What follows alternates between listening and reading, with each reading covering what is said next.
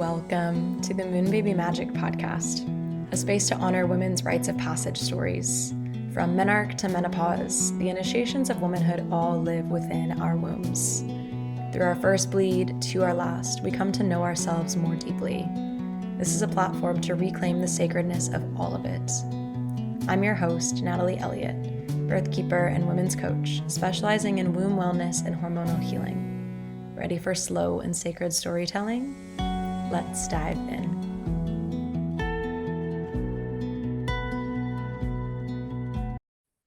Hey y'all, welcome back to the podcast. I am sitting at this cafe in public recording this intro, which is part of the deeper thing that's been happening with this eclipse season around letting go of control and letting go of the perfectionist tendencies. And if you're on my newsletter, I'm recording this September 23rd at 6:14 p.m.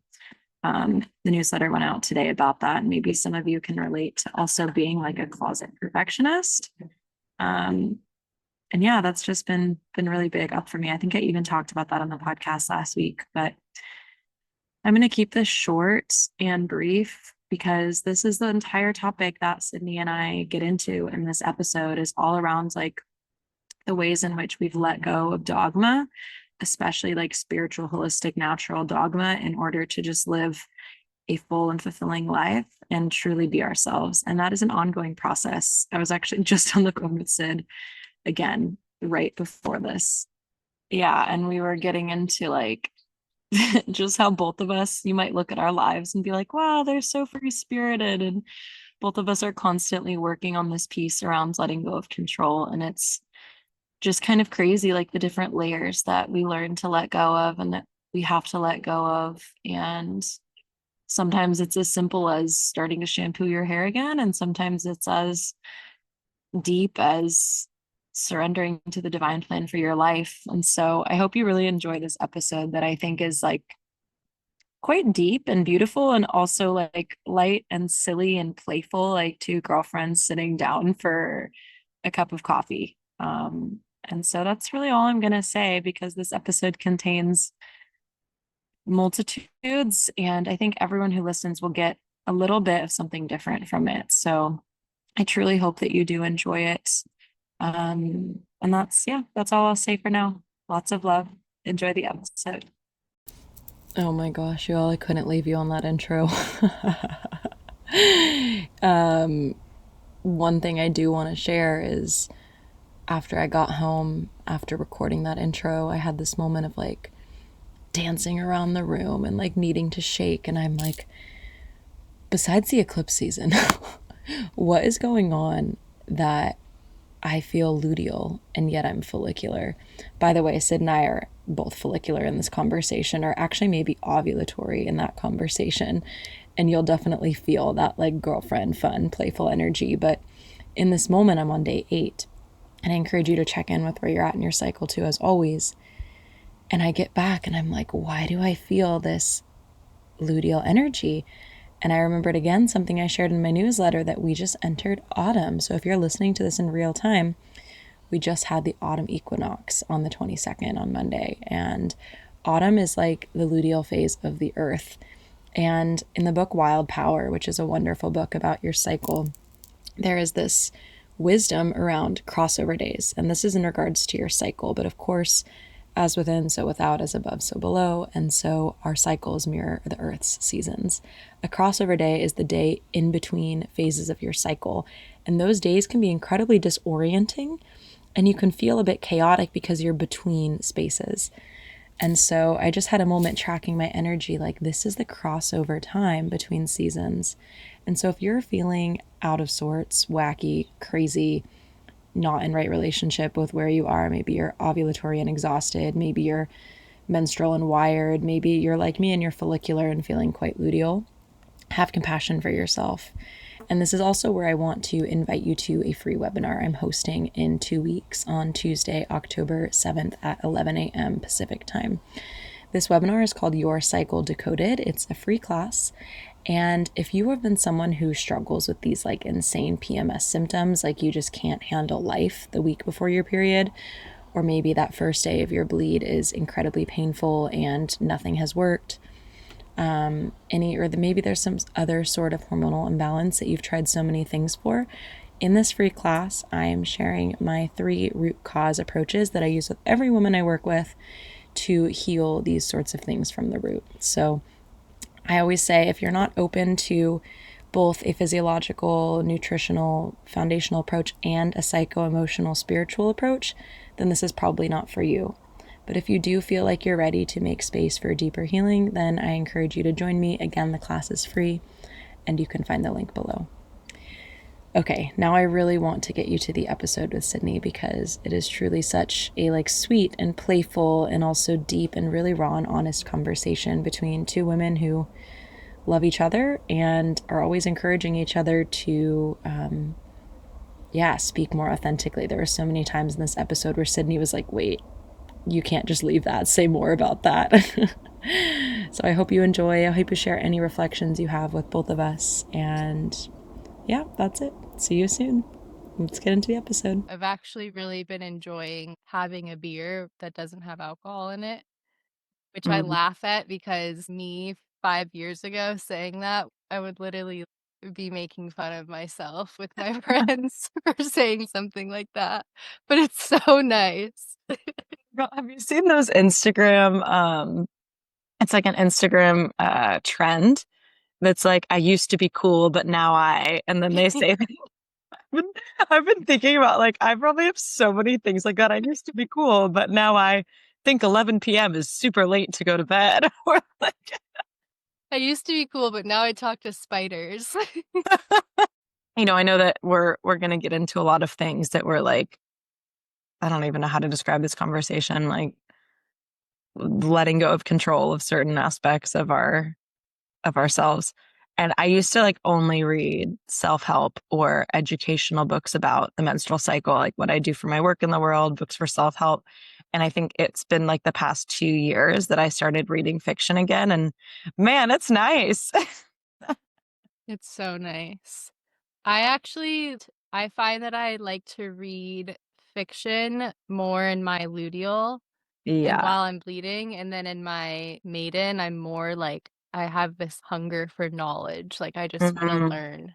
And so I mm. have more capacity to read and more interest to read nonfiction. I actually used to have, I just relate to that so much. I actually used to have a book that I read in each phase of the cycle. Now I'm not that structured about it, but I think I do, especially when I'm bleeding. I love reading fiction because it's like a way to let my mind fully rest, which of course is such an important part of menstruation, is not just like physically resting your body, but allowing your mind and spirit to rest too. So to just like get lost in a story is such a good way to do that. Okay. And then I'm realizing I want to know what day of your cycle you're on now. I'm on day 10. Oh, so you're in that follicular energy. Yeah, and I'm fully feeling it, just like wanting to be silly and feeling really energetic and Oh, perfect. yeah, wild. I love that. What about you? Day 18, which normally would be like kind of getting into luteal, but I haven't ovulated yet. I started seeing my like fertile cervical fluid the day before yesterday.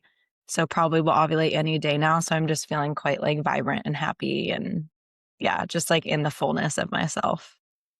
Cool. I love that we're connecting like on this day, on this exact day. I know, so perfect. And I'm kind of not surprised because it was so easy to like decide to record this. What was it, like 3 days ago or something, that we were like, we should pick a day, and now here we are, and we were saying that's kind of unusual for us to like actually be able to make something happen that quickly. Yeah. The stars are aligned. Just- I guess I could start with something because I had been thinking about like what is this conversation, or like how do we really put it into words, because there's so many little ideas kind of like floating around in my field about it, but something that dropped in right before we got on was like we talked about the kind of playing around with the title of devotion versus discipline. Mhm. And I was thinking that for me, the devotion piece is like I'm really devoted to and grounded in presence. And that actually does take a lot of discipline Mm, and also like an incredible amount of reverence, I would say, for myself and my body and my life and my relationships because the present, you know, the present moment is always changing and shifting, and so are our needs, what our bodies need, what our souls need, what we want, and, like, also the people around us and the environment and the field and everything is, like, ever changing, and I think it's easy to, like, hear that and, like, be like, "That sounds like a whirlwind of chaos," but the piece of, like, being rooted and devoted to presence, I think, is what really, like, grounds you in, and working and playing with, like, what's here now instead of getting stuck in those, like, rigid routines, because I know that routines serve us so well. Like I struggle a little bit with just being like, "This is my routine. This is what I do every day." Like, that just doesn't really work for me, and another thing I was thinking was I also already did that. Like, I already did, however many years, 12, 13, 14 years of having that routine of, like, waking up, you get ready for school, you eat breakfast, you mm, go to school. When you in that weird when you're just controlled by outside forces as a child, like, yeah. I'm like, I think I've had enough of that, and I'm just, like, I'm beyond ready to just, like, make my own rules, and yeah, I don't even wanna say routines, like, I don't like the word routines. I love the energy more of rituals. Or rhythm. Rhythm's a nice one too. I really like that. Yeah, yeah, and that also makes me think of, like, sometimes when I'm playing the drum and I'm trying to, like, stay on rhythm and keep with the beat, like, out of nowhere, I'll just fuck it up and then, like, it's doing a completely different rhythm or beat, and, like, I think that's kind of how life is too. It makes me think just even of like, so this morning I woke up in Los Angeles, which is different than the last 16 mornings where I woke up in my tent in Ojai. And my morning routine rhythm in Ojai was like pretty solid. Like I would get up, I'd let the dogs out, water all the plants, make my cup of cacao, and sit and do my journals and prayers under the oak tree. And this morning I woke up and I was like, I think I just need to do a meditation right away, like in bed, and then just get out and walk Rosie and then make breakfast. And so I was like, this isn't my normal, routine. This isn't my normal morning routine. And I had a like moment of that this morning, actually, which is so funny. We're recording this today. And what I had to remind myself is like, okay, this doesn't like, because I'm a nomad, I guess is what you would call me. I do tend to feel like certain rhythms are important to keep because there's so much in my life that is not stable and steady. And I almost had a moment this morning of being like, do I need to really just stick to like a very specific morning routine? But then I was like, no, like what's the, I think the presence piece is key because then it's like, if you get behind it, like, well, why do you want that routine? So if I think about like, why do I want a morning ritual routine? To ground me and put me in a good energy for the day to, start my day off well. So maybe some days what I need is that like meditation and prayer and cacao under the oak tree for a long time. And maybe other times I just need to do a quick meditation and get going with walking my dog and breakfast. And that's what feels good. And it's also not lost on me that like I'm in my ovulatory window. And so I don't want to sit still for long periods of time. Like I want to get going. And so it's also part of recognizing that, like, yes, we can have routines, rituals, rhythms, and also we are cyclical beings and we're going to have a little bit of a different vibe every day. Yeah.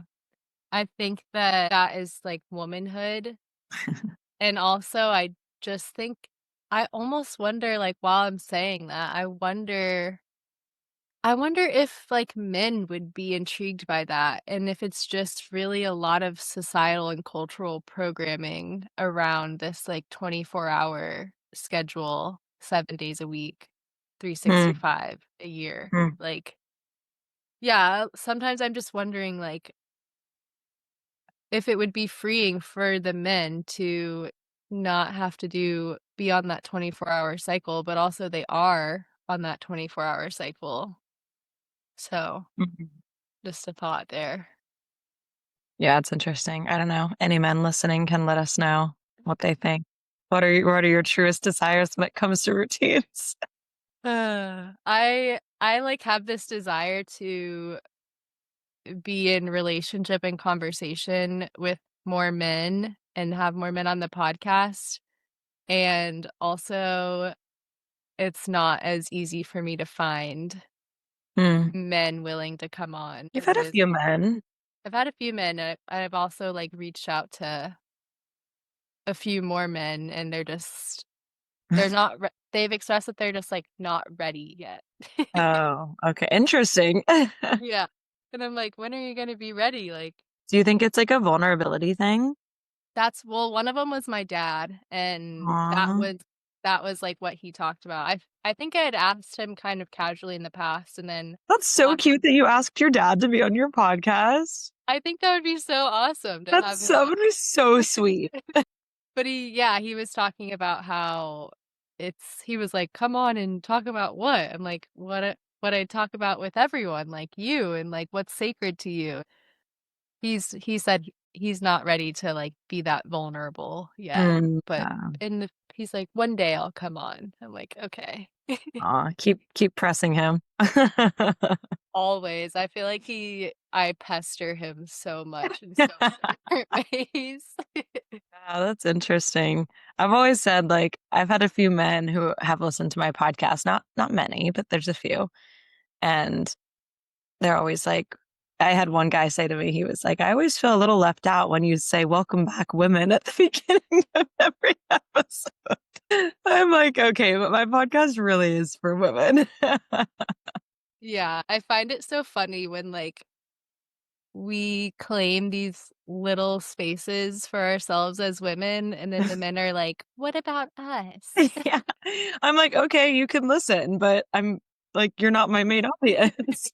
But I'm glad you're listening. Yeah, that's really cool that there's men that listen to your podcast. I Yeah, feel like they're probably sweethearts.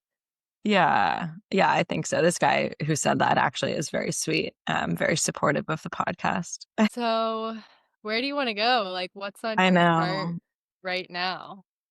Well, I keep thinking of like, yeah, all of these different ways. I mean, as I was even talking about the morning rhythm and kind of flowing with that, I think it's an interesting time. I'm not, it's funny because I always preface saying anything about astrology with like, I'm not an astrologer or like, I don't know that much about astrology, but I feel like I've read a lot about astrology in these last years that like, I know a little bit. So, um, at the time that we're recording this, I don't know when we're both going to release it, but there's about to be an eclipse. And I was reading about the eclipse a little bit, and it was like, we're in Virgo season, which is all about stability and structure and routine and details. And then the eclipse full moon is Pisces, which is the opposite, right? It's about like flow and intuition and letting go of control and surrender. And I really feel like the conversation that we're having is those themes as well around like, what is this balance? Is there even a balance between like structures that support us and routines that support us and like when to flow? Because I notice when I'm fully in flow, it's hard. It's actually also hard.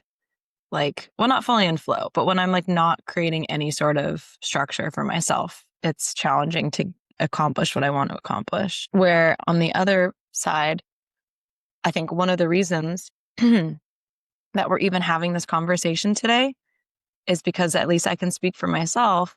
I come from a background of being way too controlling and rigid about the way that I live my life. And I would say I really think it started for me like in about April this year.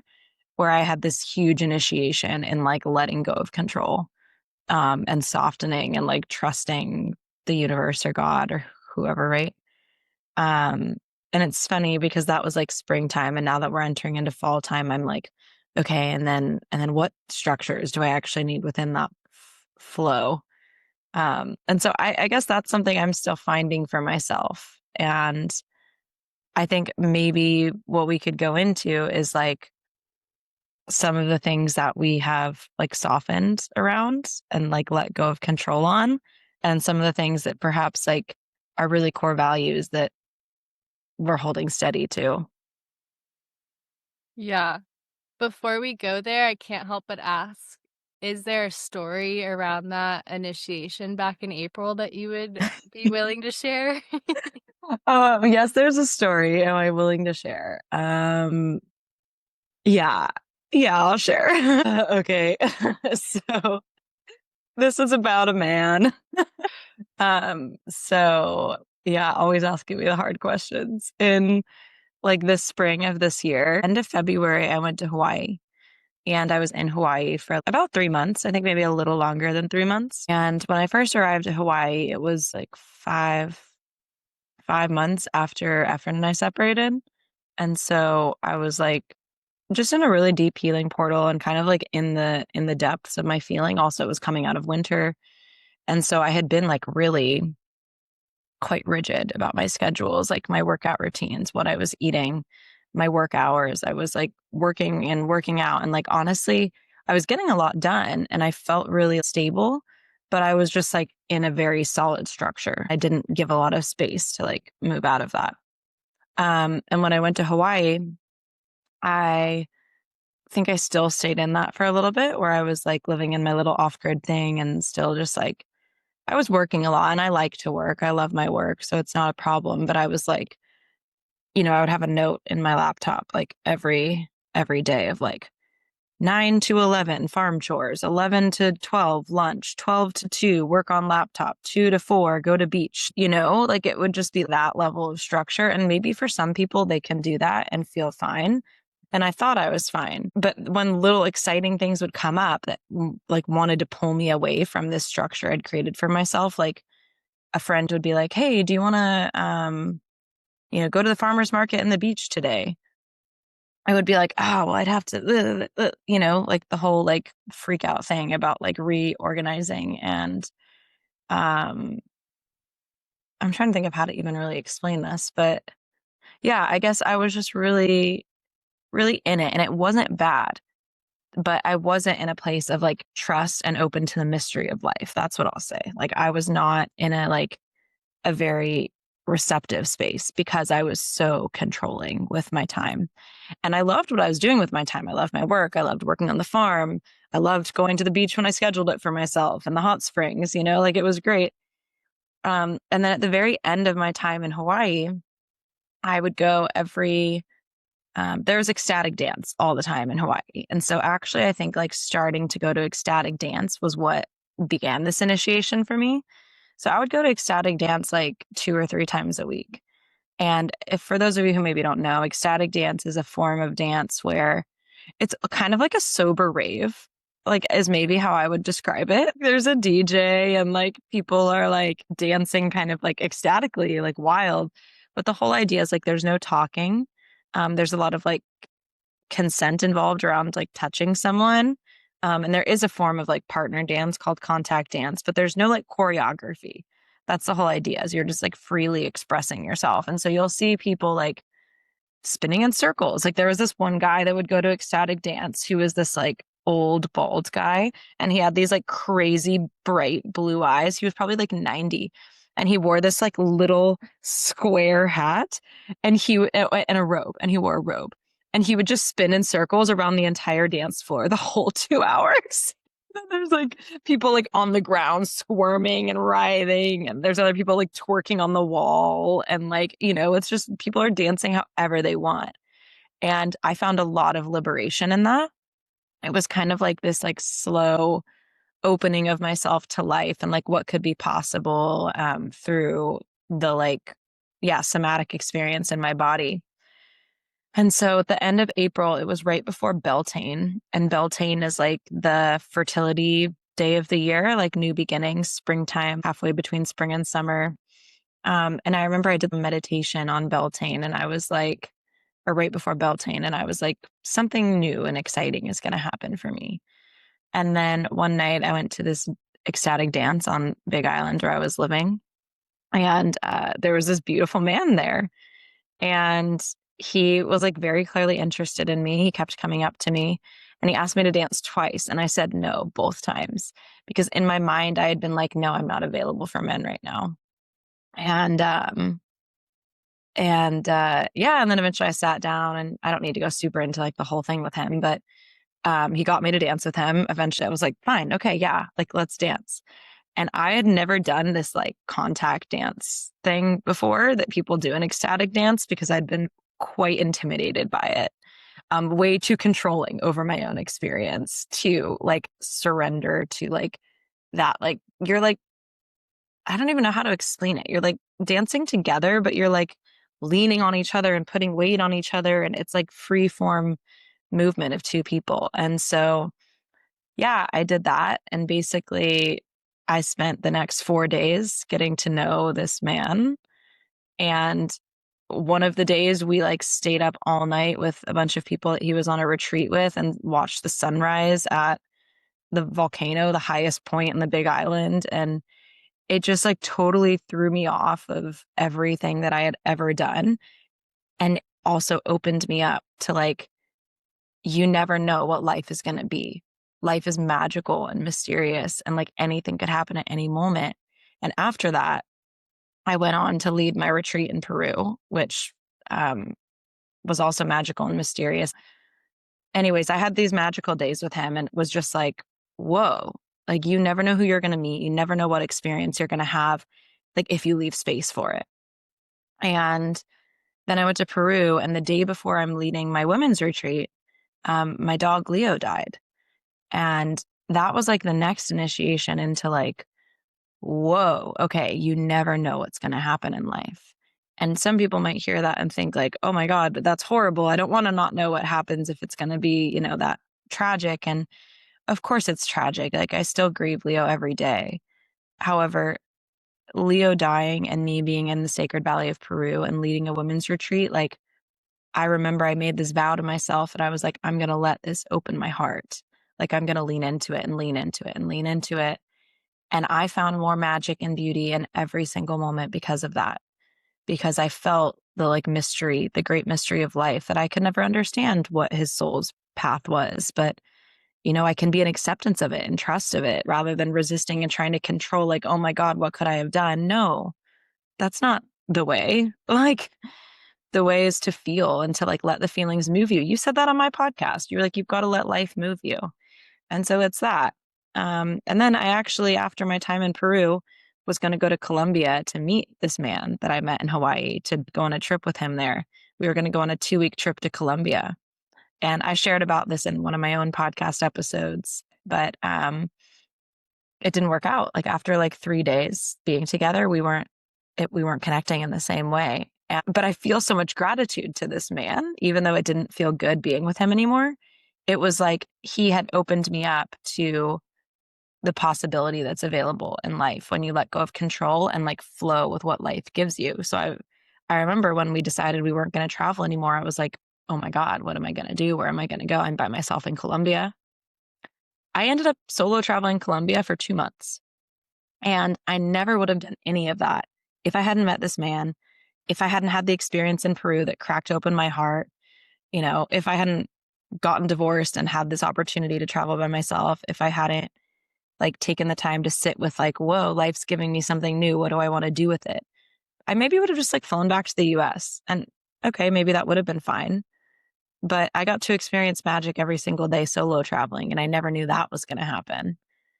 And so I think, yeah, I've been initiated in this really big way to like being open to the trust and mystery of life. And yeah, I guess I'll just leave it there. That's been the journey this year so far. And I've just been back in the US for like almost a month now. And so it's interesting to like hold that while also figuring out like what kind of roots and structure I do need as well. Yeah. That's such a It's such a good story, and I'm glad you told the whole thing. I feel like I've gotten little glimpses of that story just from some things that I've seen you post online, Mhm. but to hear, like, the full story kind of, like, integrated into you today is really cool. I just had, like, moments when I was getting goosebumps of just, like, that's when you're really feeling, like, the pulse of life, like, you're really, really present with it, and it's so special and magical, and I think those moments are so important to really, like, put in a locket and, like, wear in our hearts, like, as we go through our lives because well, I don't know, I was gonna say, like, life isn't always magical. Maybe it is, and it's just, like, if we're paying attention or not and, like, what we're orienting to, but I think that as many reminders of that I can get, like, I'll take them all because it's easy to get caught up in all the stupid, weird bullshit of modern life. And it's easy to forget, like, life is magical and miraculous, and, yeah, your story of just, like, you traveling and meeting this man, and even the dancing you're talking about, I've seen, like, videos or people doing that, and, yeah, I feel the same, like, so intimidated. It feels like there's so much trust required in that, and, like, Mhm. humility and just, like, surrender of just, like, letting go and letting it be what it is. Yeah, well, it's the same with salsa. Like I started learning to salsa dance and I've been keeping that up. And it's the same in salsa. Even though salsa has choreography, when you're a woman in salsa, you don't choose the moves. Like the man leads and he chooses the move. And all you do is like you have to surrender and trust him to like lead you in the right way. And it's a very beautiful and humbling practice. Yeah, I haven't had much experience of, like, dancing with someone else, you know? Mm, I feel like my experience with dancing has is usually, like, solo dancing or even just, like, solo dancing in a group of people. yeah. What an experience that would be to, like and to let someone lead you, like, to hand over control, like, Um, I'm a closet control freak. You've said that before, but I don't it's, like, hard for me to believe. But Like, what makes you a control freak? Because if I'm a you control freak, so, like, this dance thing is huge for me, but for you, I don't know. I thought you were gonna say, like, it's not closeted, it's, like, kind of obvious, but No. I think that you would only know if you, like, lived with me, like, Shane knows and the ways in which I'm a control freak, and then having my niece Kennedy here this summer too, like, she was really taken aback by how much of a control freak I can be, and, because like, we've spent a lot of time together and, like, we have this deep bond together. But when you live with someone for a long time, like, there's so much more you learn about them and just, like, everyone has their little quirks, especially, like, about their house and the way they like things in their house Okay, to what's be and just what's the example? I need the example. so one thing that she called me out on, and this is, like, so silly, but with, different drinks, like, I'm really weird about, like, what kind of cup or what kind of vessel I drink certain drinks out of. And and so What goes in a mason jar? a mason jar is typically, like, water, room temp water, or, like, I've got my cold iced coffee in here today, or, Okay. I've got, like, an iced tea, but I'm not putting a hot drink in a mason jar. Yeah, that's fair. That would be, like, kind of hot to hold. Yeah, but then, like, I have a specific cup that I like to have my hot coffee in. I like to have my tea in, like, a smaller little, like, teacup, like, little quirks where, like, I would ask her for something or she'd be bringing me something, and then Shane might be like, "Oh, no, like, put it in this, like, she likes it in this cup," or something, and That's it's so cute, though. Do you feel like having Kennedy with you for the summer, like, I just can imagine that that would have been part of your we're talking about this, like, journey of, like, letting go of control and devotion over discipline, like did that impact some of these things for you, like having her around?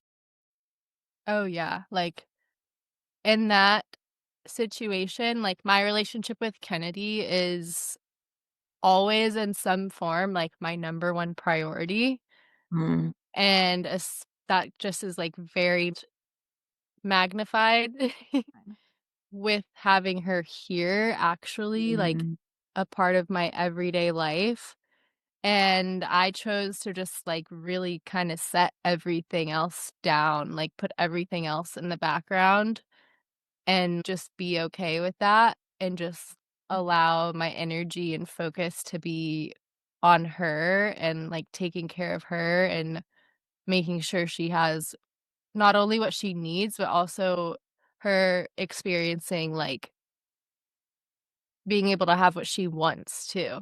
mm. You know, like, I love the question of when taking care of someone of saying, like, "Oh, do you need anything?" And then someone says no, and then I like to ask, "Do you want anything?" Aw.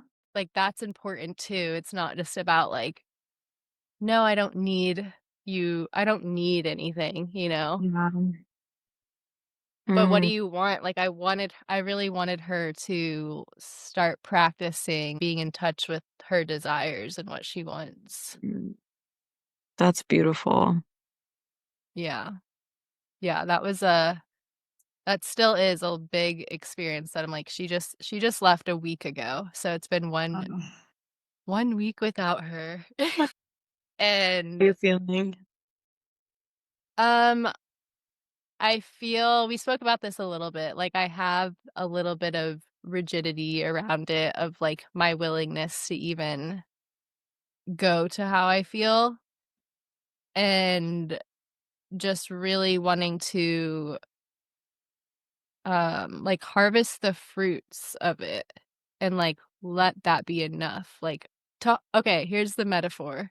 To harvest the fruit and not just let them fall off the tree and rot into the ground, you know? Mm, To harvest them and eat them and enjoy them and, like, allow it to nourish me, and, like, then I will compost it into the earth and, like, make something beautiful, plant a beautiful garden out of it. That's really like, I'm really trying to direct my energy to that instead of just being a rotten piece of fruit. okay, well, you're not a rotten piece of fruit, and I love your metaphors always. Um, you're like queen of metaphors. Always like come up with them so quickly. It's super impressive. But yeah, it's interesting. Like when I was hearing you speak to that, I can so relate. Often, a bit different, but the stuff with Leo, which is the name of my dog who died, for those of you who don't know, but like sometimes when I start to think of him and that comes up, or I think of like, I like to set an intention for my day. And often my intention is like love or hearts or something like that, because that's like really the energy I'm cultivating in my life right now. Sometimes I have a lot of resistance to that too. I'm like, oh, can I really let this in right now? Is there space? Is there space? And that's the control, right? Like that's what you're speaking to, the control of like choosing when and how we're going to feel something. But like, Yeah. it's not really how it works. Oh, but I get it. I get it. When I had actually the first episode of my podcast with um Kate Oakley, she talks about some of her stories with um abortion and how much getting an abortion shaped her path into being a birth keeper, because when she chose an abortion, she chose after that to fully turn in, is how she described it, to fully turn in and learn everything she could about birth and conception and the blood mysteries. And that inspired me so much. And I think about that often when I'm going through something, whether it's my divorce or my dog dying. I'm like, how can I fully turn into this rather than turn away, because the medicine is in it. And anyways, I know you know that, and I know it's going to happen for you eventually, but just to say I hear you, and sometimes it's really freaking hard. Yeah. Yeah, I do have this real curiosity around grief, and I find it to be such an important and impactful and, like, fascinating experience. And I also know that like grief can swallow you whole. Mm-hmm. So Mm. I just have a lot of respect for grief. And, I have a lot of other things that I'm curious about and want to explore and navigate in this life, not just grief. So I'm like, I'm not devoted. I'm not going to devote my life to my curiosity around grief, but it is one thing that has sits with me. And like I think through this lifetime, I have a lot of life to live. um yeah, I think that that is part of my path, is just walking with grief and death and the darkness. And I know we've talked about this before, Yes. but that's not all that I am, and that's not Yeah. all that my path is. So I feel like that's Mhm. something that you and I have in common, is like the willingness and curiosity of the depths and the darkness, but also like really being here for the fullness and the whole experience. And I Yeah. kind of think that that fits into what we're talking about, is like when we set these boundaries or these rules or get into these routines with ourselves and we get so set on them, like it doesn't always work for us because we are like devoted to the fullness and the Yeah. fullness of life. And so like, yeah, if you were to just stick to that, which you never would, because you are a cyclical woman and human being and vibrant and so lively. But like if you were to stick to that, like, 9 a.m., eat breakfast, work, go to the beach, like that is it narrows like the possibilities in a way. And I think that there are like limitless possibilities in this life, regardless of who you are. And also we do play a part in like being open to those possibilities and like attuning to the field of possibilities, really. Yeah, totally. You and I have been talking about Joe Dispenza a little bit, and one of the things he talks about is like looking over like a still, endless body of water as like, the infinite fields. I was thinking about that this morning, and I was like, yeah, like just to remember that there is an infinite field of possibilities, and like you can attune to that. I think so many of us, you and I live relatively free lives, like we can kind of pick and choose and organize our days to our desires. And I heard someone say something like, "Oh, people who live their life like that, yeah, good for you. You're so lucky." And I'm kind of like, anyone can do this. And I maybe that sounds dismissive, but I don't mean it to be. And also I think that's where the discipline comes in. Is like this is so funny to say this because it's like kind of maybe seems contrary to everything else we're saying. But I'm like, I worked hard for this life. Like it didn't just come to me. Like I chose it, like, and it's not always easy. It comes with its own challenges, but like this is available to people. Like you can be open to new possibilities, but it's so easy to get stuck in your own ways. That sometimes we can forget that. Yeah, I would say both are true because I am so lucky. I Yeah, know I I'm mean, lucky, yes, and yeah. I love being lucky, and I claim that I'm lucky. Cute. And also, yeah, it's not as easy as it looks. Yeah. Like, you don't even know that I'm a closet control freak. Like, that's how easy breezy I make life look. It takes a lot of control and effort to pull that off. Yeah. Um Yeah, I agree with that, and I think that that can be really confronting, is to say, like, this is available to everyone, but it's like, I Yeah. also, like, wasn't always living my life this way, I did put in a lot of work and let go of a lot of things in order to, like, reorient my life to be able to live like this, Yeah. and for myself also, like, I don't know if it's constant, but I do have this frequent thing running in the back of my head of like, is this okay? Like, is this just like I'm fighting this voice that's saying like, "Oh, like you're just young, like this is just you in your 20s, like you're not it's not always going to be this way," but like there's something inside me that's like it can always be this way. Like Yeah, we can create our lives however we want, and like we build these little prisons, and you can just take them down. You can take them apart, you know. absolutely. I'm curious, like I kind of want to go into some of the well, first, I guess first what I'll say is yes. And I think also it requires a lot of letting go to I mean, on a personal level, I let go of so much to live the life that I'm living now, and I know you have too. Um, and yeah, I don't know, it requires like little mini sacrifices, but like I think it's just like you choose what you hold on to and what you let go of, you know? Um, but yeah, I'm also kind of curious. We're talking a lot about like experiencing the fullness of life, and that's something that I've been really excited about talking about lately and like excited about within my life of like I I think since I was like 16 or 15, I've like identified as like either a hipster or a hippie or alternative or um not like other people or unique or whatever. And I've always had these like identities around like this is what I do and this is what I don't do. And I think that there is this conversation you and I have been having around like it's so much like this conversation of like letting go of rigidity, letting go of control, the like what are you devoted to versus just like blind discipline.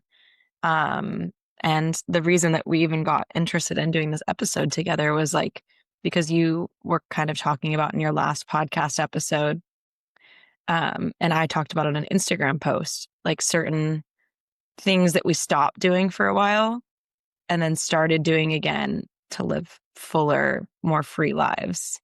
And I want to talk about some of those things. And I also want to say to preface it that, like, for me, like, I'll say one example that has been like the most obvious one for me is like I started washing my hair again every once in a while, which, like, I spent like almost 3 years not washing my hair. And actually, it was fine. Like, it was actually really cool. It was like me detoxing from um, the modern beauty industry and products with chemicals and like I was still doing like apple cider vinegar rinses and what else did I do? Like I would brush it a lot and massage my scalp and my hair was still pretty healthy. But one day when I was in Hawaii, when I was in this portal of learning to let go of control, I just felt like washing my hair. I saw shampoo and conditioner in the shower that I was using at the place I was staying. And I was like, I'm just going to use it.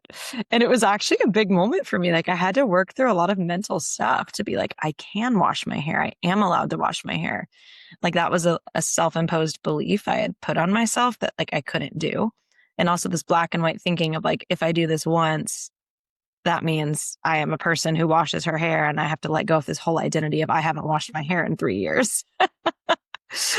And yeah, it's been like an interesting thing because I think my main, like, I don't even know how to describe it. My main takeaway from, I have so many things like this that I'll get into, but my main takeaway from these things that I've gotten less rigid on is like it's helped me let go of control and create space to just experience the fullness of being a human being. And also, a lot of the things, maybe not the washing hair so specifically, but a lot of the things I feel have allowed me to remember what it is to be a human and to connect with other humans.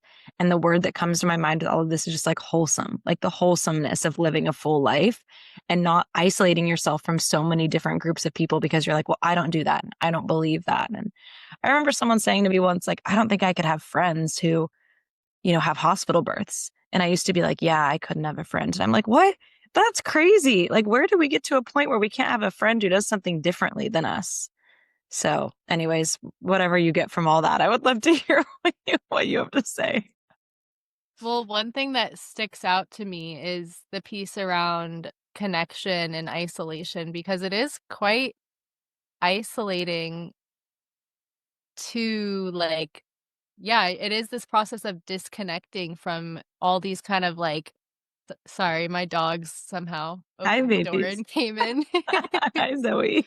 So they're joining us. But it is like, purposefully disconnecting from doing these certain things, but that inherently does disconnect you from people because then you're like kind of getting around people and it's like, at least in my experience, it's almost like it's hard to relate to them, and it's also hard to, like, have anything to talk about, and, like, I wanna be this person that's like, "Oh, let me create this, like, new interesting conversation," but in reality, a lot of times people don't wanna have this, like, deep conversation or, like, not everyone is as interested or passionate about these topics as I am, so it's just like at what point like, there are kinda things that do connect us, and it is a lot of these, like, rituals around the way we live, the way we eat, like, the media we consume, like, the products we use, like, so much conversation is around, like, new movies or what shows people are watching or, like, if you live in the city, like, "Oh, this new restaurant that opened up," or what everyone's drinking, like, it's just a lot of the ways that people connect is around, like, their commonalities, and so to be someone 'cause I'm the same, like, since I was a little girl, I've always just had this thing of, like, wanting to be different Yeah, than everyone same. else, and I was actually laughing a little bit thinking about this earlier because I love, like, our friendship because, like, in a way, it is a little, like, confronting sometimes of, like, how similar we are and our paths are, you know?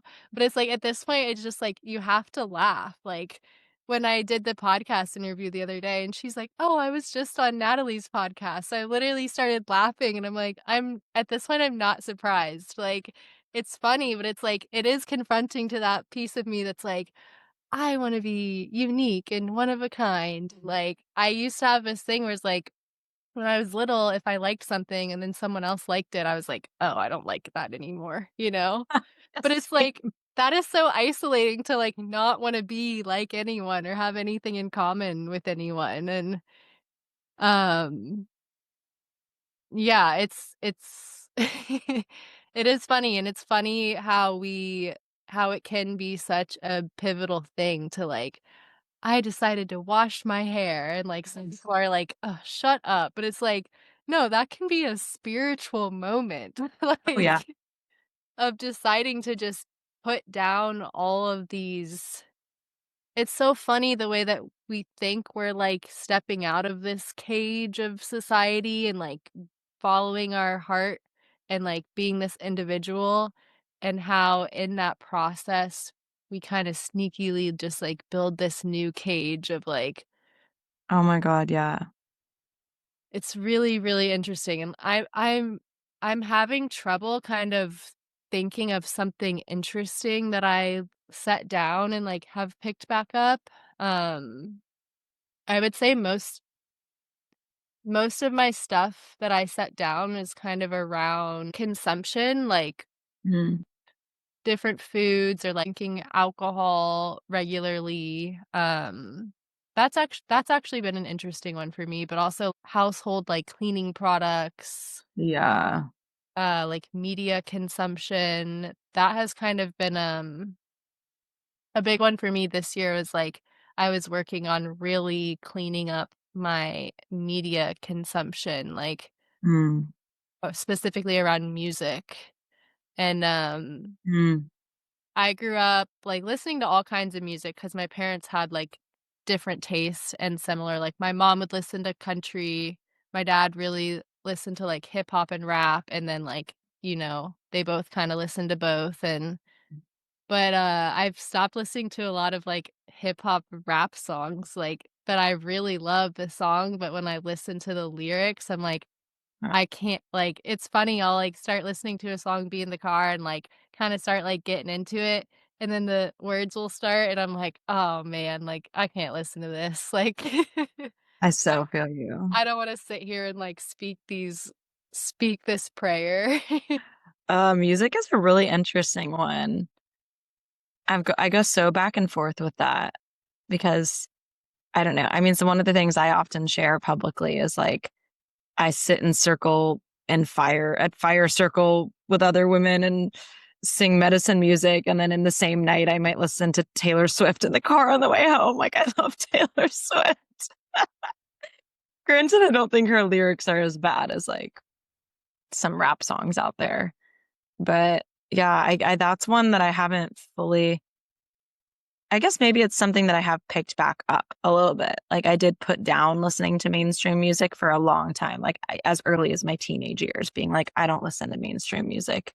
And once like an artist I liked got popular, I wouldn't like them anymore, like it was that kind of thing. So I guess that's one that I maybe picked back up because I do feel kind of okay listening to some mainstream music.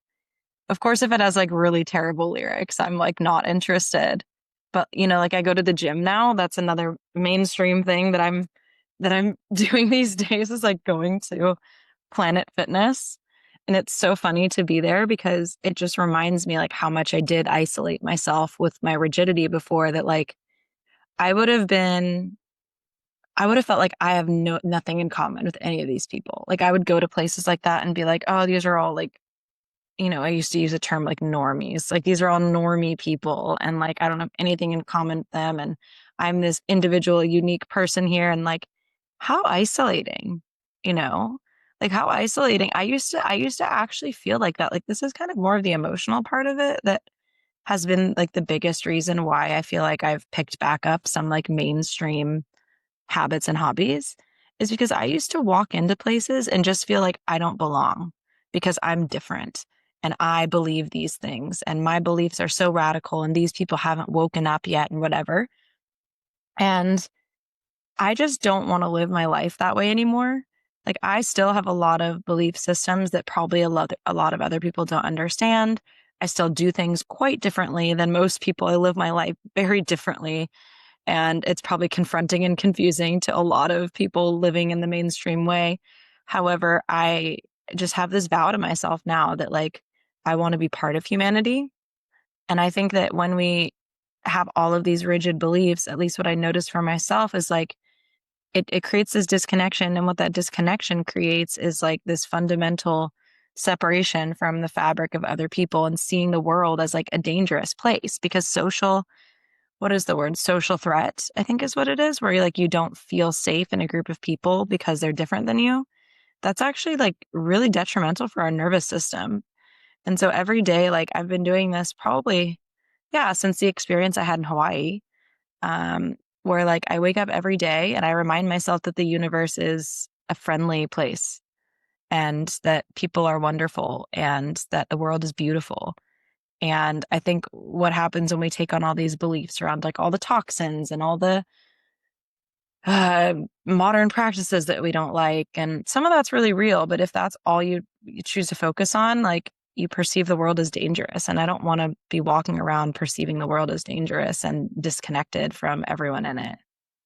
Yeah, I think that's a huge piece for me as well as the shift from like and I mean, of course this was a very similar, probably collective experience in 2020 of like the world is big and scary and dangerous and but now I just don't feel that way and it's interesting.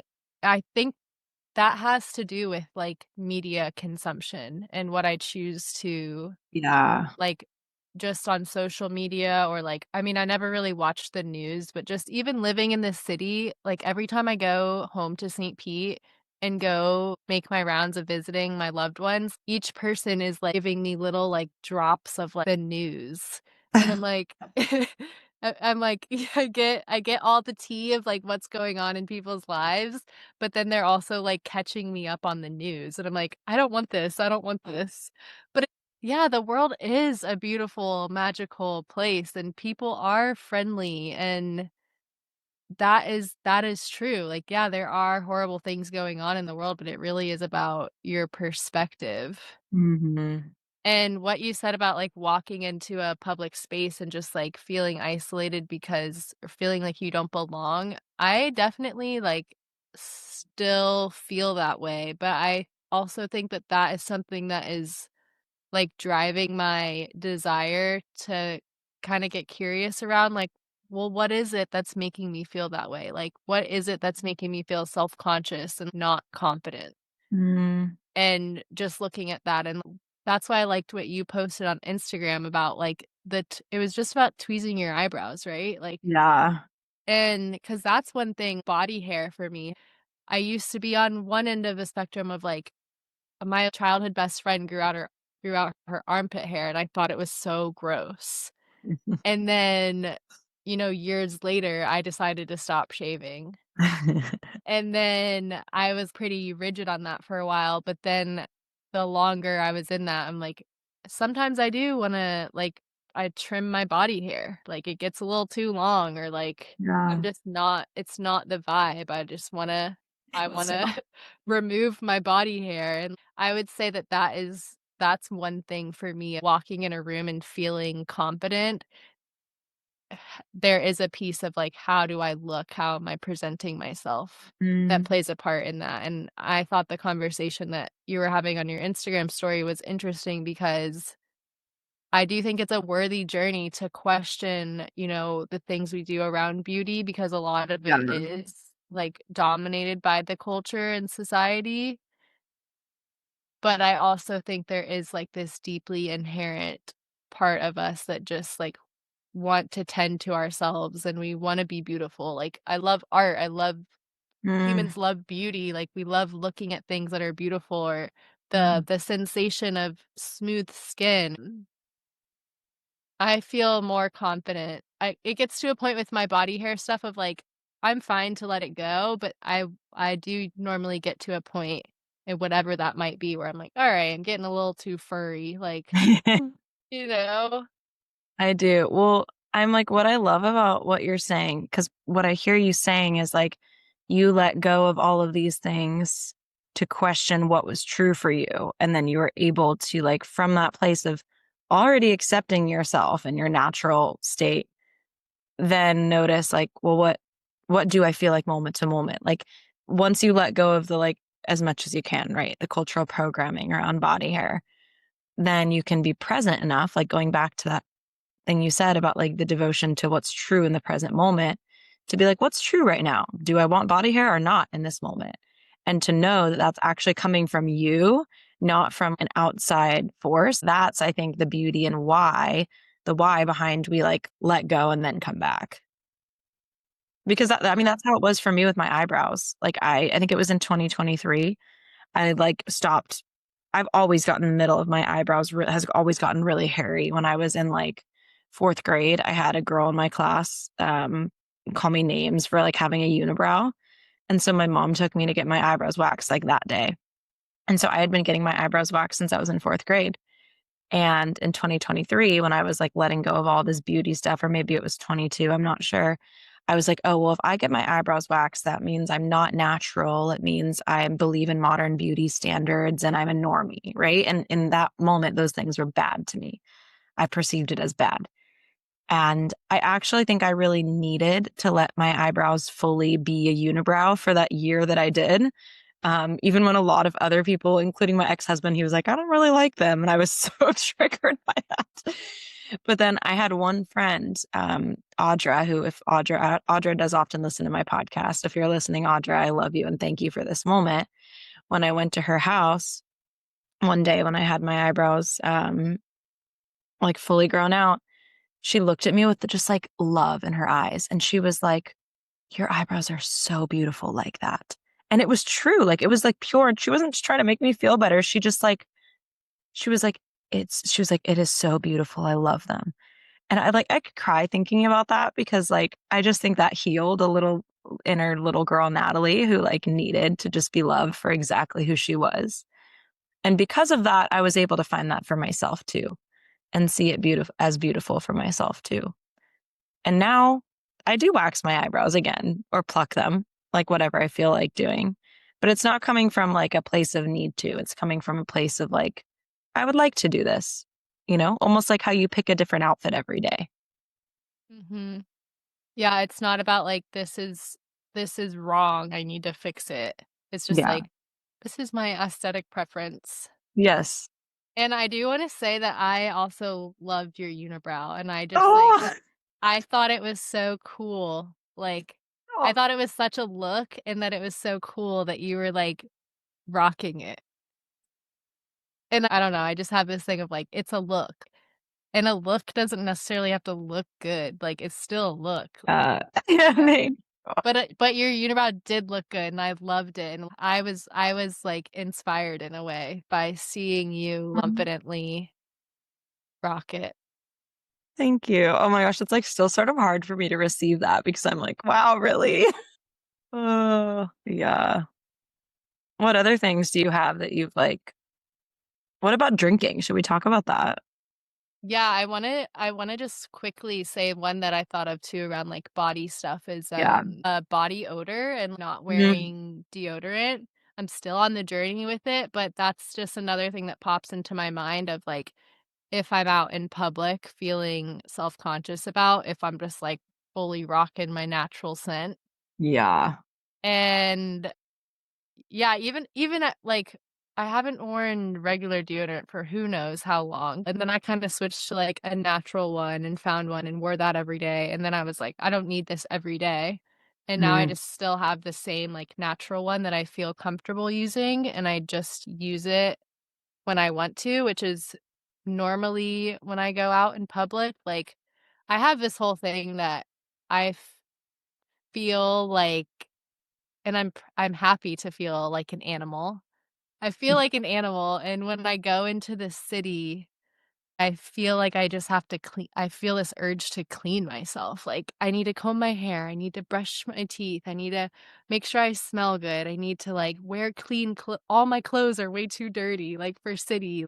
I just feel like I need to clean myself, and then every time I get back out into the forest, yeah, the trees, if I have my hair in a ponytail and I go on a walk, I feel like the trees will snag on my hair and they want me to put my hair down and just, like, be my full self, and I'm just like, "This is where I belong," but yeah, I'm still finding my way with the whole body odor thing and finding the balance mm, of, like, this is what humans smell like. And also, there is this innate thing of, we have this sense of smell, and typically when something smells good, we like it, and when something smells like sour or not good, we are kind of like, eh, So yeah. I'm still finding my balance with that. I think I haven't found like a product or a routine remedy that fully works for me, but yeah, I'm not so strict on, like, I don't wear deodorant, like, this is my natural scent, or, oh, I have to cover up the way I smell with all these, like, chemical smells, like, I actually can't stand the smell of someone else, like, wearing just, like, a regular deodorant or, like, perfume or cologne. I Yeah. actually find that to be, like, so rude and inconsiderate now. I agree. I agree. And that's something I've had to like cope with it, like being a gym girl now. I'm like, oh Oh god. God. I one time walked into the women's locker room and this, bless her, she's probably like 17. She's like, do you have any perfume? And I was like, no, girl. That's the body odor is an interesting one. That's been really up for me because for some reason, I don't feel like I smelled that bad while I was traveling, which is funny because I was in like humid tropical climates. Um, but since being back in California, something about the dry heat, I feel like I'm sweating and smelling more, or maybe it's like US food. I don't know. But I've noticed it lately where I'm like, oh my God, I kind of smell. And I also, again, have been working out and of course I bathe, like I wash my body, but I haven't used deodorant. Like that's one thing I haven't added back in. So that's an interesting one for me to explore. So often, like, if I leave the gym and I'm not going to like take a shower, I'll just like quickly wash my armpits with some soap and be like, okay. But you know what? I had another healing moment with, Rosie's joining us now. I had another healing moment with body odor. I think the same year with the eyebrow thing with my friend Madeline in Ojai. And I remember one time I was at the farmer's market. Madeline worked at the farmer's market and I gave her a hug. And I was like, sorry, I kind of smell. I've been like walking around all day. And she just smiles and she goes, that's okay. I love human smell. Oh. So that's a cute one too. It is something though that kind of marks like this is so weird to say out loud, but if I'm at somewhere like the market or somewhere and like I smell someone and they smell like a human, part of me is like, "Oh, that might be a cool person to be friends with." So true. So true. Versus the guy who you can smell his cologne from when he drives by in his car. Well, yeah, and like on a very biological level, like we're meant to smell each other. Like that's how we get to know if someone, in a romantic way is a good fit for us if we like their scent. But like it's how we like connect on a very primal biological level. And so, yeah, and of course most of these, I mean, just to get real, Natalie is a practitioner talk for a moment is that like these colognes and perfumes are endocrine disruptors. And so they disrupt that natural hormonal balance. And like even some colognes are meant to mess with female hormones to make a woman confused and more attracted to the man, which is just like so messed up. Yeah, that's so disturbing. Yeah. Ew, Anyway, I hate that. I know. Isn't that gross? I think it's the what's that really popular cologne? And it's also a deodorant. Axe. Axe, that one. Ew, that just reminds me of, like, my douchebag high school boyfriend. He reeks of Axe all the time. Oh my God. Yeah, it has like it's like with pheromones. And I'm like, stop messing with her pheromones. Like that's a real thing. That's not something to play around with. Yeah, yeah. Yeah, the body odor is an interesting one. It is interesting, and, like, Shane really doesn't have body odor. Like, he Mm. really doesn't smell. Every now and then he will, and it's like, this is also silly to say, but I, like, love the way Shane's head smells, like, That's not silly. his forehead or, like, the little temple spot, like, he gets weirded out by me sometimes that, like I'll, like, go to give him a little kiss, and I'm like, "I love the way your head smells." Cute. But I mean, that's it. Like we're supposed to smell each other. That's like Yeah. part of how we get to know someone. I mean, like that's what you see animals doing. Today I was on a walk with Rosie. She met a new dog. They sniffed each other's butts. It's how they get to know each other. Yeah. I'm glad that we don't have to sniff each other's butts, though. Yeah, that's probably for the best. We can thank modern clothing practices for something. Oh my god. Imagine we just go around and like sniff people. I would be such more of an introvert than I already am.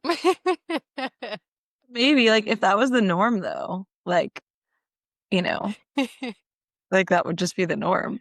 The world would be so friggin' different. Yeah. I mean, we shake people's hands. Like imagine a society that doesn't touch. They would probably think us hugging and shaking hands is so crazy. So gross. I mean, that's kind of where we're headed with the whole, like, 6 feet apart. Like, there's people who still don't really shake hands.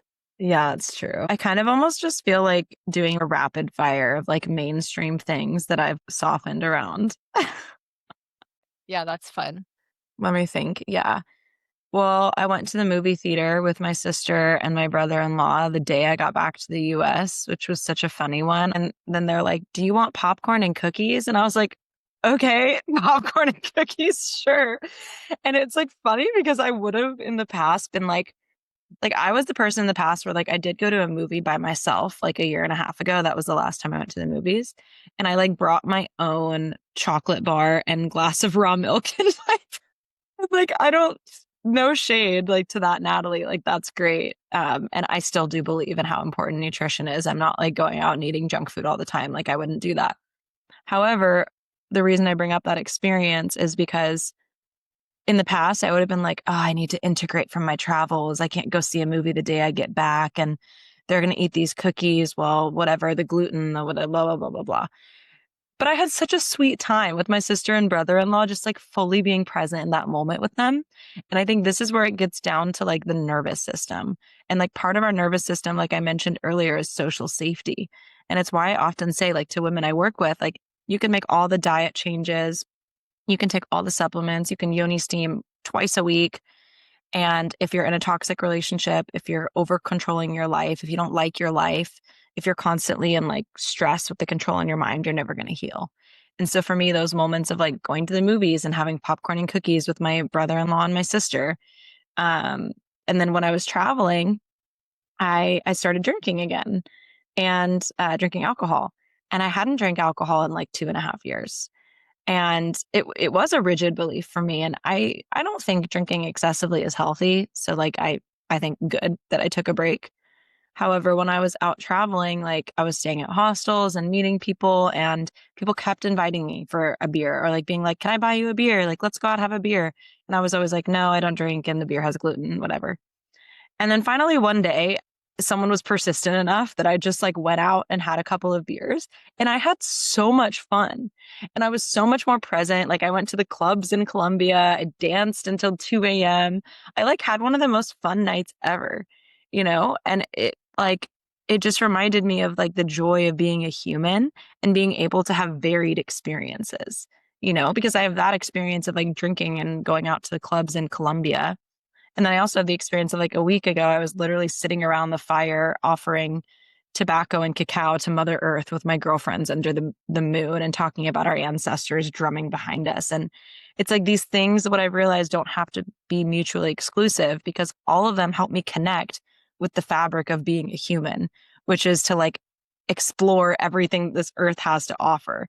Now, I think that I can do that. I say this quite confidently because I do have values and boundaries and morals in place already. I think if I hadn't done that initial work, it could be chaos. But because I did the initial work on like, you know, what I know is healthy for me, what my boundaries are, like I can loosen my grip on some of these things every once in a while and just like enjoy being a human.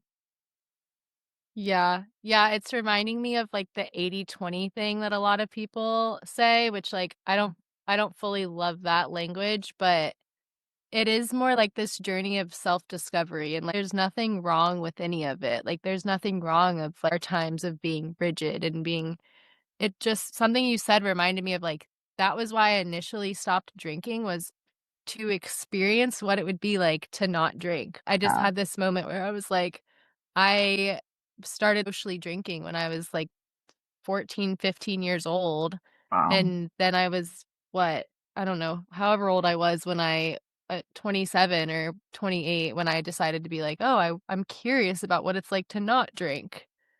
And it was for the experience of it, and I think it was important to kind of play around with that and go and be in social settings and say like, "Oh, no, I don't drink," Yeah, and it is a little bit uncomfortable and weird and awkward at first to, like, that is. to say that and to just be firm in that when you could just so easily be like, "Oh, sure, I'll have a drink," but it's like, I really am grateful for the experience of rigidity around it, and then also the experience of being like, "You know what? Let me loosen up."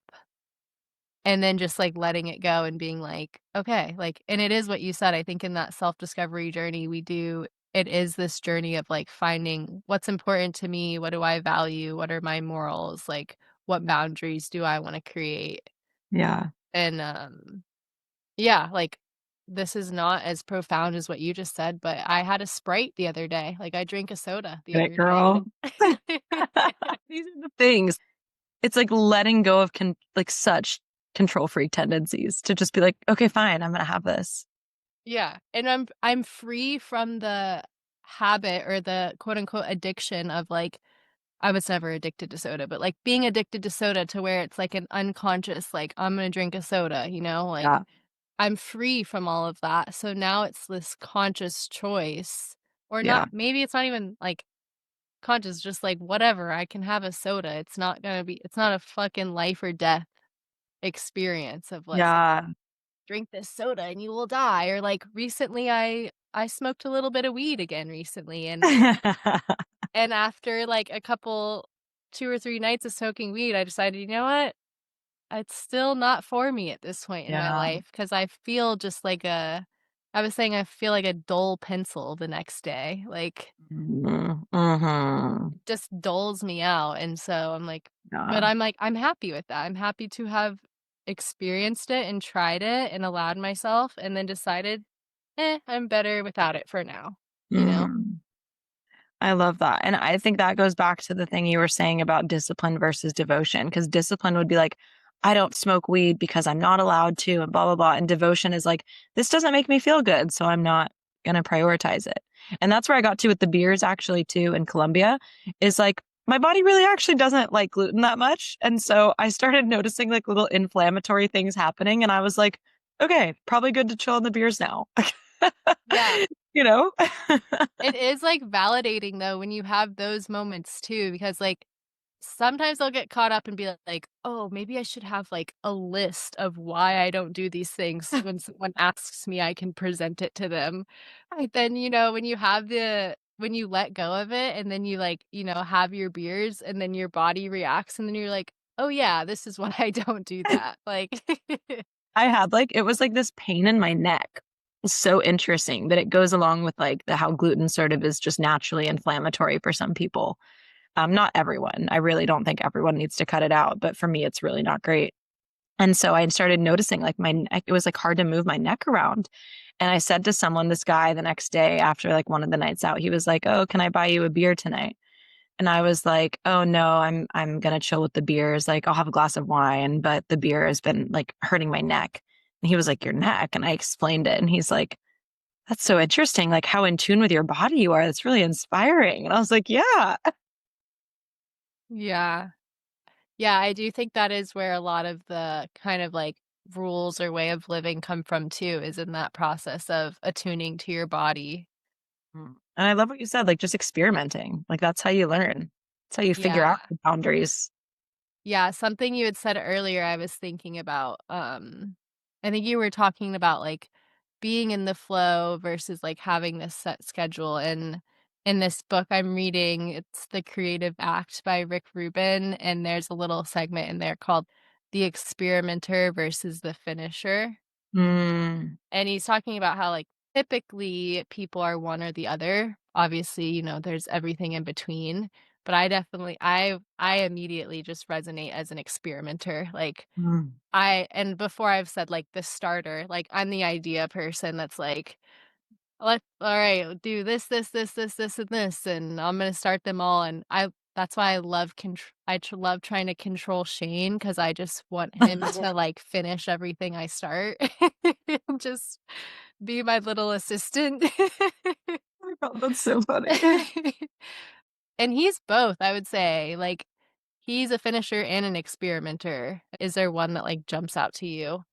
So is the finisher like you don't come up with your own ideas, you finish other people's ideas? No, so the experimenter has ideas and they'll start them. They don't necessarily always carry them to the end. Or Hmm. they do sometimes, but like, and then the finisher is like they get an idea, they plan it out and they do it. And it's like, so like Okay. the shadow of the finisher could be like they don't really allow themselves to get like lost in the process and like let it take them wherever. And then the Mm. shadow of the experimenter is like they might not follow through and like finish everything. Okay, I think I used to be the experimenter, but I think in my current phase of life, I am the finisher. And it's interesting to have been in both because I definitely used to be like this idea, this idea, this idea. And I think now, I also think this is because I have Kristen Hauser as my mentor and she's definitely a finisher. Like she just gets shit done. And so like having her in my corner, I have like I was thinking about this yesterday. I was like, I am definitely a like I thrive with what word am I thinking of? Sustaining. Like I'm really in a point in my, I guess, because when I think of creativity, I think a lot of my business or like my mission, because my mission in the world, like that's where I channel my creativity into is like what I'm creating for women. And I'm definitely in a place of like sustaining. And so I love to like fully bring something through, but I can see how sometimes I do often be like, oh, do I need to like take a step back and like let spirit guide this a little more? Do you do you have any not even practices, but do you ever just like create something for the heck of it? Yeah, like I like to write. And so I often do just like write pieces on like whatever, like poetry, especially to like metabolize my life experiences that aren't necessarily related to what I do for a business on Instagram. And then even sometimes like the way that I make Instagram reels, this sounds so silly, but like in the past year, I've made more reels that are just more like creative and not necessarily about women's health and are more about just like life and I have fun making them. So there are little things that I do like that. Yeah, but I would say I channel most of my creative energy into my business. So Mm-hmm. maybe that's an interesting thing for me to explore. Or like dance. Dance is I'm channeling a lot of creative energy into dance right now. I would say that is a form of creativity as well. Yeah. I know you have to go soon, so I won't just keep bringing up the topics, but I've been really enjoying sitting in, like, the curiosity and the energy of creativity this Mm. year, and I actually just started doing, The Artist's Way. Do you know that book? Yeah, I've heard about that. Yeah, I just started it's Shane's copy, but I just, like, randomly picked it up recently, and so I'm, like, starting that journey, I guess. But one thing in it is, like, at the end of your morning pages for this week, the first week, you write a positive, like, creative affirmation, and then you write your blurt, which is, like, the thing your brain says of just, like, "That's stupid," like, "That's not true." Like, you write that down, and then you transform that into a positive affirmation. My Ooh. one the other day that I've, like, really been sitting with was there's a couple women who come to mind, and I'm just, like, impressed with how much they do, you being one of them, how Oh, much, like, you produce and put out into the world, create, and I'm just like so is Kristen, like, does she have 4 kids? yeah. And I'm just like, "Wow," like, she creates so much, I'm like, it's like this endless well of creativity, and, Amy Mackey is one of them too, like, Yeah. I'm astonished by her, and, like, Right? I had this moment the other day, and I was just like, that lives in all of us, and it's just really in question of whether we, like, go there, like, do you go and visit your creative well? How Mm. often do you go and explore and, like, see how deep it is? And so, I'm kinda playing around right now with, like, my creative well is infinite just like everyone else's, and yeah, like, I'm getting really curious about exploring that and, like, where can I take it? I love that. And yeah, I mean, I perceive you as a very creative person. Like just the way like I often see the way that you like just like crafts little like herbal things and like just even seeing like when you post on your Instagram story of like some sort of herbal infusion you've made for yourself through the day or like you share about like reishi and why you love reishi and like just like the intention and the I mean I think you're in a constant state of creation even if it's not translating always to like a very specific online offering that you're sharing and promoting on Instagram. You know what I mean? Like I see you in your creative flow and just the way that you live your everyday life. And I think that, yeah, like creativity, like you said, is an energy that we can just tap into and it takes different forms, you know? And then it's just like if you want to channel it into something else, okay, cool. You got Yeah. this. Yeah, I would say the garden is my biggest, like, creating Mm. just for the heck of it, like, That's I so inspiring to me, like, the way that you are able to experiment and create things, like, even just when I visited you and you just had, like, a few potted plants, I was like, "Wow, look, she has calendula and she has" I'll have to send you a little video of my garden here. I have a decent sized garden here, which I'm Wow. pretty proud of, and, well, I go through phases, sometimes I'm like, "This garden's depressing," and then I'm like, "Let me plant more flowers, it needs more color," and so, like, I'm just waiting for the flowers to start to bloom, and I'm like, "Come on, guys." Oh my god. That is so sweet. Yeah, this was really fun. Yeah. Is there any last thoughts you wanna add to this very rich and diverse conversation around discipline and devotion, letting go of control, creativity? I think the only thing I wanna say is that throughout this conversation, I've really come to a place of peace when I look back on my journey and, like, I feel like at the beginning, there was almost this energy of, like, "Oh, I was so tight and rigid, and, like, Mm. now I'm loose, and, like, loose is better than being tight," but, like, now I really feel like, no, this was all part of the journey and it's beautiful and it's perfect. And I want to carry that like little seed in my heart with me as I move through life and life continues to unfold and evolve and change. And I'm really loving the word devoted and Mm, just like, what am I devoted to? And how can I be more devoted to myself and not to get too spiritual here, but, like, in essence, that's to everyone else and to love and just, like, letting that be the guiding force and just living in that more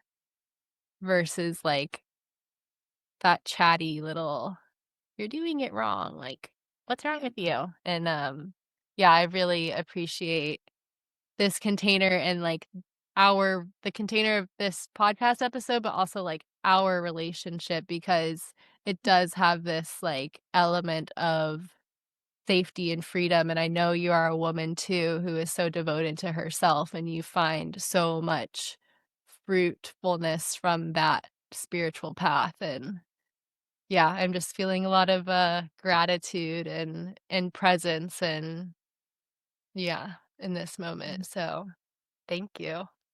aw, thank you, Sydney. Yeah, I just hear Rosie snoring really loudly as we're finishing up, which is adorable. And um, yeah, I have a lot of gratitude for our connection and the container of our friendship as well, for the ways that like we can lead by example for each other, how what it means to be a woman who's like devoted to love and devoted to her body and to herself. Because it's like even with the like every once in a while having a soda or alcohol, it's like there's also parts of us that are like, no, these are my boundaries and this is how I tend to myself. And I think that's equally as important.